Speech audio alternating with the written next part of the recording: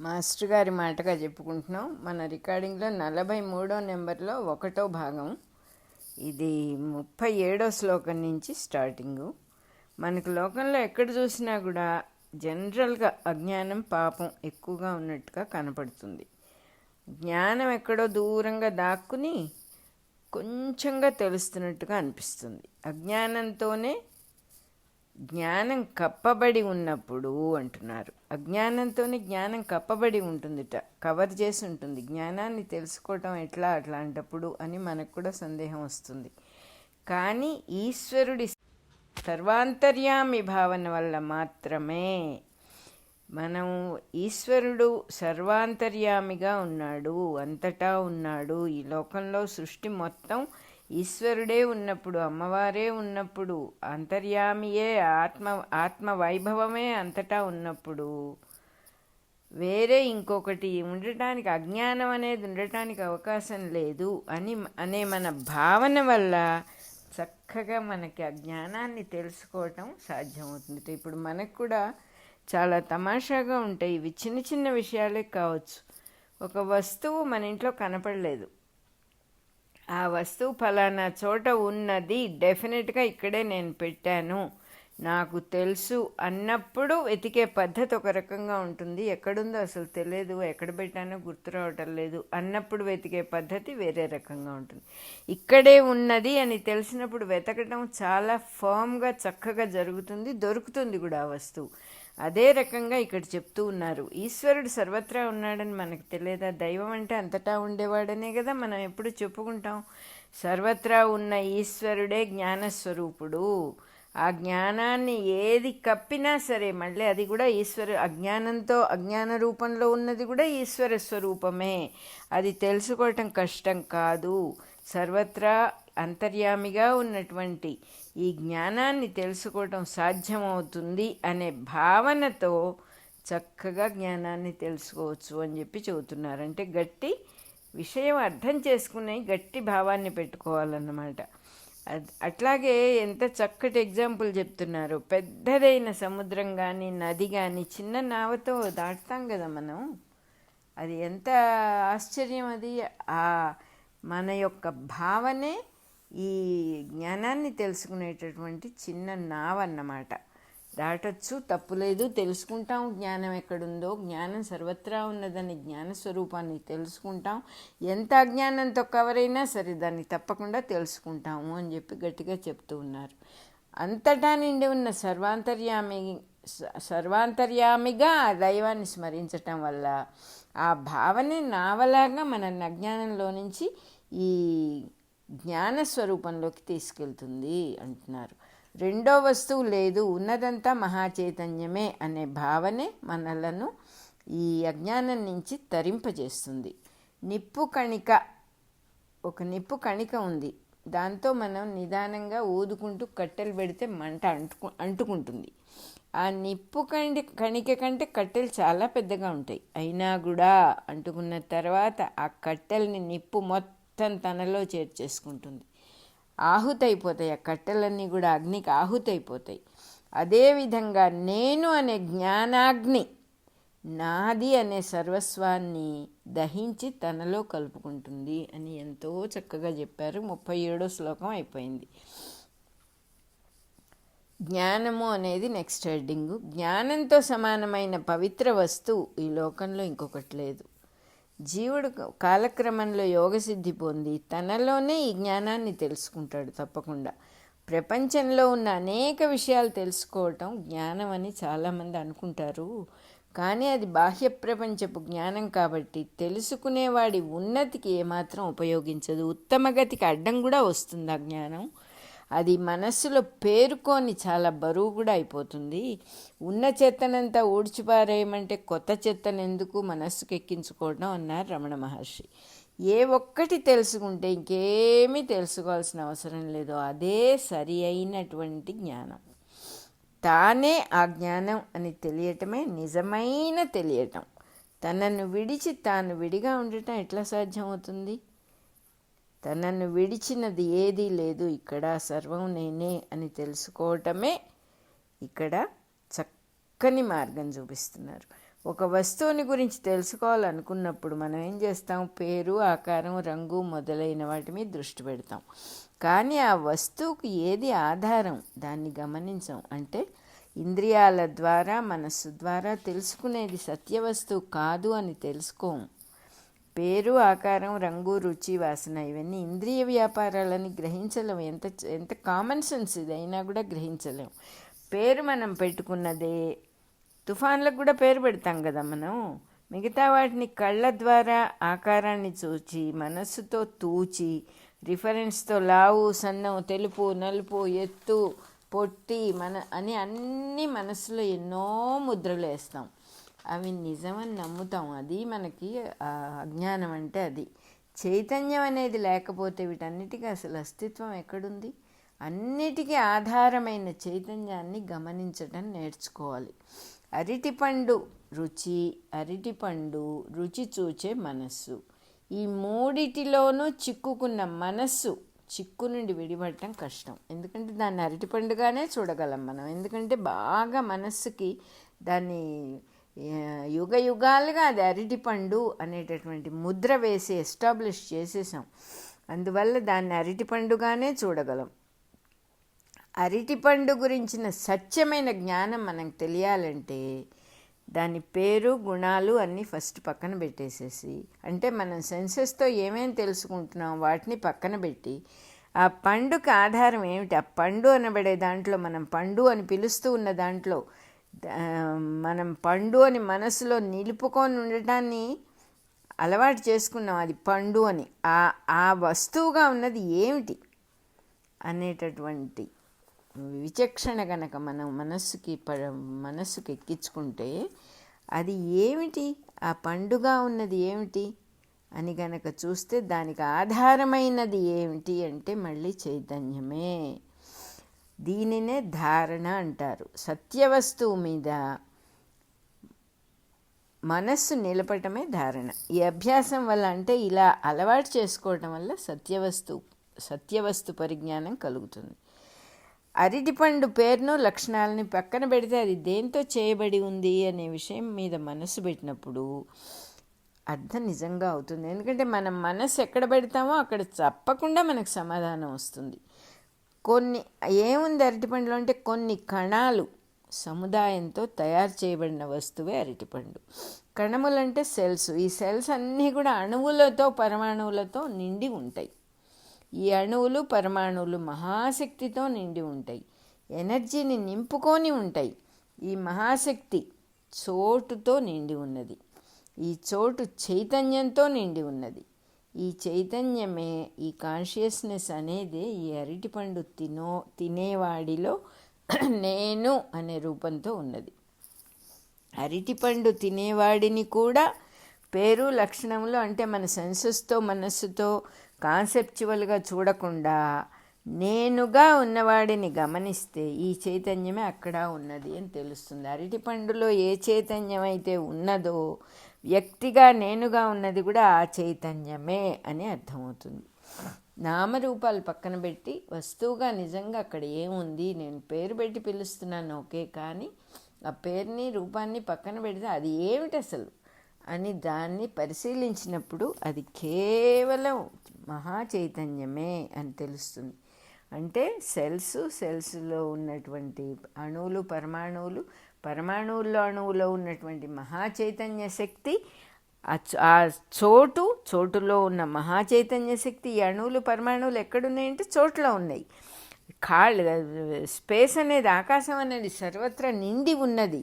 దాంట్లోనే ఉన్నాయి అన్నీ. ఆ ఆకాశం అనేటటువంటి మహత్తు అంటే ఏమిటంటే చైతన్య శక్తే. ఇక్కడ చైతన్య శక్తి తప్ప ఇంకొక వస్తువు లేదు. అలాంటి సమయంలో వ్యక్తిగా ఉన్న నేనుగా ఉన్నది కూడా ఆ చైతన్యమే.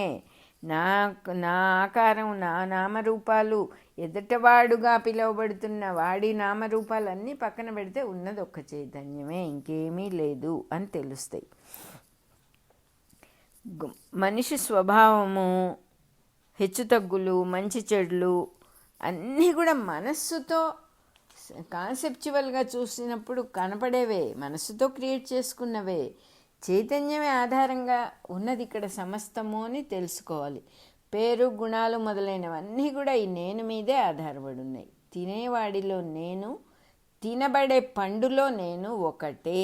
ప్రతి అణువులోనూ, పరమాణువులో కూడా స్పందన ఉంది, ఆ సెంటర్ అనేది ఉంది. అన్నీ దేని మీద ఆధారపడి ఉన్నాయో అదే మహా చైతన్యము. పేరు, గుణాలు మొదలైనవన్నీ కూడా ఈ నేను నుండే పుట్టి నన్నే ఆశ్రయించుకొని నాలోనే లీనమవుతున్నాయి అని తెలుసుకోవాలి. ఇవన్నీ కూడా నాది అనే విషయాలు ఈ విభాగానికి చెందినవి. నాది ఇవన్నీ ఏమిటి? గుణాలు, ఈ పేర్లు, ఈ డిగ్రీలు, ఈ రంగులు, ఎత్తులు, పొడుగులు, లావులు, సన్నాలు, తెలుపు, నలుపు, ఇవన్నీ ఏమిటి? నావి.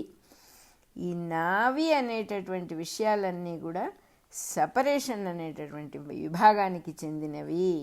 నేను అనే మహా చైతన్యము పరమసత్యం, నాది అనేది అసత్యం. నాది అంతా ఊహించబడింది, నాది అంతా మనస్సు తయారు చేసినటువంటి నామరూపాత్మక జగత్తు.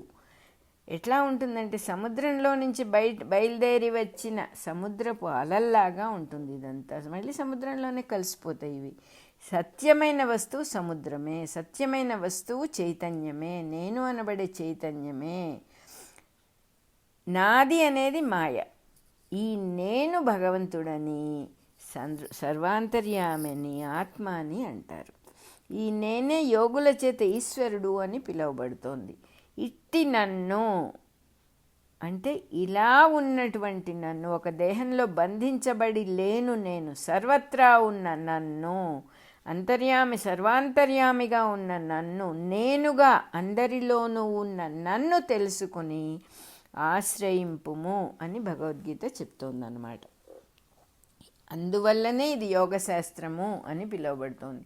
యోగము అంటే సమస్తాన్ని ఒకటిగా చూడగలగటం, ఉన్నదాన్ని ఒకటిగా చూడగలగటం. విభాగాలు చేసేటటువంటిది మనస్సు. ఆ మనస్సు శక్తి ఏమిటి? అన్ని విడివిడిగా చేసి చూపిస్తుంది మనకి. అది కాదు ఇక్కడ మనం తెలుసుకోవాల్సింది. అంతా ఒకటే అని తెలుసుకుంటే, ఉన్న విషయం తెలుసుకుంటే యోగశాస్త్రం అని పిలువబడుతోంది. ఆ పర్టికులర్ గ్రంథం ఇలా ఉన్న విషయం అంతా ఒకటే అని చెప్తోంది కాబట్టే భగవద్గీత యోగశాస్త్రము అని పిలువబడుతోంది. ఇట్టి నన్ను, అందరిలో ఉన్న నన్ను తెలుసుకుని నాయందు మనసు నిలిపి స్థిరమై నిలిచిపోయి నేనుగా జీవించినప్పుడు అట్టి వాడిని జ్ఞాని అంటారు అని చెప్తూ ఉన్నారు. అతని స్థితిని జ్ఞానము అంటారు. ఈ జ్ఞానం భగవంతుడే, సాక్షాత్తు భగవంతుడే జ్ఞానస్వరూపుడు కాబట్టి జ్ఞాని అనగా నేనే అని నా మతము అని శ్రీకృష్ణ పరమాత్మ ఉపదేశించారు. ఈ జ్ఞానము కన్నా పవిత్ర వస్తువు కానీ, తెలుసుకోదగినది కానీ సృష్టిలో మరొకటి లేదు. మిగిలినదంతా కూడా పేరు, గుణాలు, మనస్సు అంతే కదా ఉన్నది. అవన్నీ దేని మీద ఆధారపడి ఉన్నాయో దాంతో ఏది సమానం కాదు. అయినా కూడా జీవి మొట్టమొదట మనస్సుతోనే తెలుసుకోవడానికి ప్రయత్నిస్తాడు. గుణాల మీద ఆధారపడి మాయలో జీవిస్తాడు. అటువంటి వాడి జీవితం కష్టసుఖాల పాలవుతుంది, అప్ అండ్ డౌన్గా ఉంటుంది. ఎప్పుడు సుఖపడతాడో ఎప్పుడు ముంచుకొస్తుందో వాడికే తెలియదు. ఫలితంగా జీవుడి మనస్సులో ఈ కింద మీద పట్టడం అనేది ఎక్కువైన కొద్దీ మనస్సులో ఒక ఆర్తి, జిజ్ఞాస, అర్ధార్థిత్వం అనే స్థితులు దాటుకుంటూ వస్తాడు. ఆర్తి పుడుతుంది, ఏమిటి అసలు ఇట్లా ఉందేమిటి, దీని అసలు విషయం తెలుసుకోవాలనే జిజ్ఞాస పుడుతుంది. అర్ధార్థిత్వం, కాస్త డబ్బులుంటే హాయిగా ఉంటుంది, డబ్బు కావాలి అనేటటువంటి స్థితులన్నీ దాటుకుంటూ వస్తాడు. తనకే తెలియకుండా సాధనలో ప్రవేశిస్తాడు. ఇందువల్ల ఈ అప్ అండ్ డౌన్ అనేటటువంటి కష్ట సుఖాల యొక్క ఎత్తుపల్లాలు దాటుకుంటూ తెలియకుండానే ఆర్తి, జిజ్ఞాస, అర్ధార్థిత్వం అనే స్థితులు దాటుకుంటూ తనకే తెలియకుండా సాధనలో ప్రవేశిస్తాడు. ఈ సాధనలో క్రమంగా జ్ఞానాన్ని పొందుతాడు, అంటే తనను తాను పొందుతాడు. దీన్నే యోగులు స్వస్వరూప దర్శనము, స్వరూప దర్శనము అంటారు. ఆధ్యాత్మికులు ఆత్మదర్శనం అని చెప్తారు. 38వ శ్లోకం పూర్తయిపోయింది. 39వ శ్లోకం. జ్ఞానస్థితిని పొందటానికి ఊరికే కష్టసుఖాలు అనుభవిస్తూ ఉంటే చాలదు. పశువు గడ్డి మేసినంత మాత్రాన విజ్ఞానాన్ని పొందలేదు కదా. జ్ఞానాన్ని పొందటానికి వివేకంతో జీవించాలి. పశువుకు లేనిది మనిషికి ఉన్నది ఈ వివేకమే. స్వయం సిద్ధంగా మానవుడికి వివేకం అనేది దైవానుగ్రహం వల్ల సిద్ధించే ఉంటుంది. వివేకం లేని వాళ్ళు ఎవరు ఉండరు. వాడుకోకపోవడం అది వేరే విషయం. అందరూ వివేకం అనేటటువంటి చక్కని అనుగ్రహం వల్ల పొందే ఉంటారు. జిజ్ఞాస అంటే తెలుసుకోవాలనే ఆసక్తి కూడా సహజంగానే కలుగుతుంది. కానీ మనిషి శ్రద్ధతో చేసే విషయం తప్పకుండా సత్ఫలితాన్ని ఇస్తుంది. అంత ముఖ్యమైన శ్రద్ధ అనే దాన్ని అవలంబించటం అలవాటు చేసుకోవాలి. ప్రతి వస్తువులోనూ అది అనబడే దాని స్వరూపం ఏమిటో, దాని యందు ఏమున్నదో తెలియాలంటే యోగాభ్యాసం చేయాలి తప్పకుండా. యోగాభ్యాసం శ్రద్ధతో చేసినప్పుడు అది అని పిలువబడేది నేనే అని తెలుస్తుంది. ఈ యోగాభ్యాసానికి కావాల్సింది శ్రద్ధ. శ్రద్ధ అంటే నడవవలసిన మార్గానికి మళ్ళా మనస్సుని మరలింపచేయాలి. అంటే దోవ తప్పుతూ ఉంటాం, వేరే విషయానికి వెళ్ళిపోతాం, కనపడేదే నిజం అనుకుంటాం. కానీ మళ్ళీ మనస్సును తీసుకొచ్చి శ్రద్ధగా అసలు మార్గంలో ఇన్ని లేవి, ఇక్కడ ఉన్నది ఒక చైతన్య వస్తువే, ఉన్నది ఒక కాన్షియస్నెస్సే అని మనస్సును మళ్ళా అదే దోవలోకి మరలింప చేయటమే శ్రద్ధ అంటారు. తన పరిసర ప్రపంచంలో సర్వత్రా నిండి ఉన్న తనయందు, అంటే బయట కూడా నేనే ఉన్నాను, నా శరీరం ఒక్కటే కాదు, నేను సర్వత్రా నేనే నిండి ఉన్నాను. బయట ఏది కనపడుతోందో, ఎవరు కనపడుతున్నారో, సర్వత్రా అందరి యందు నేనే ఉన్నాను అనే విషయం మీద మనసును నిరంతరం ప్రవర్తింపజేయాలట. శ్రద్ధతో ప్రవర్తింపజేసి తనను తాను గుర్తించుకోవాలి. అదే నిజమైన జ్ఞానము అంటున్నారు. ఎవరు మనకి రూల్ పెట్టారు ఈ దేహం ఒక్కటే నువ్వు అని? చాలా దేహాలు ఉన్నాయిగా, ఎవరు చెప్పారు ఇది ఒక్కటే నేను అని అనుకుంటున్నాం అంతే. అన్ని దేహాలు నేనే, అంతటా ఉన్నది నేనే, నేను తప్ప ఇక్కడ ఇంకొక వస్తువు లేదు అనేటటువంటి విషయాన్ని శ్రద్ధతో తనను తాను గుర్తించటం అని చెప్తూ ఉన్నారు. అదే జ్ఞానం. దానివల్ల క్రమంగా శాంతిని పొందటం జరుగుతుంది. శాంతి అంటే పేరు, గుణాలు, స్వభావాలు మొదలైన వాటన్నిటికీ ఇంపార్టెన్స్ ఇవ్వకుండా తన యందు తాను స్థిమితంగా జీవించటమే. లోకంలో కష్టాలు, దుఃఖాలు వ్యక్తుల అంటే మనుషుల నామరూపాల వల్లనే కలుగుతున్నాయి. వాళ్ళ మీద మనం ఏర్పరచుకునే అభిప్రాయాల వల్ల కలిగేవే ఈ కష్టాలు, దుఃఖాలు కూడా. అందరి యందు ఉన్న నేను శాంతి స్వరూపము. వారి యందున్న తాను శాంతికి నిలయం. కాబట్టి మనస్సును జ్ఞానంలో అంటే సమాధి స్థితిలో అంటే సమస్థితిలో ఉంచినవాడు కష్టాలు, దుఃఖాలు పొందడు. మనస్సును సమస్థితిలో ఉంచినవాడు, సమాధి స్థితిలో ఉంచినవాడు కష్టాల్ని, దుఃఖాల్ని పొందడు. శాశ్వతమైన శాంతిలో నిరంతరం నివసిస్తూ ఉంటాడు. ఈ సమస్థితిని శ్రద్ధతో కలిగించుకునే వరకు మనిషి అజ్ఞానంలోనే ఉంటాడు. గుణాలతో, పేర్లతో నిండిన ఈ నామరూపాత్మక జగత్తులో సంశయాలు తీరక దుఃఖాన్ని అనుభవించి నశిస్తూ ఉంటారు. అటువంటి వారికి ఇహ పరలోకాలు రెండు కూడా దొరకవు. 39-40 శ్లోకాలు పూర్తయిపోయినాయి. మన 43వ నంబర్లో 1వ భాగం అయిపోయింది.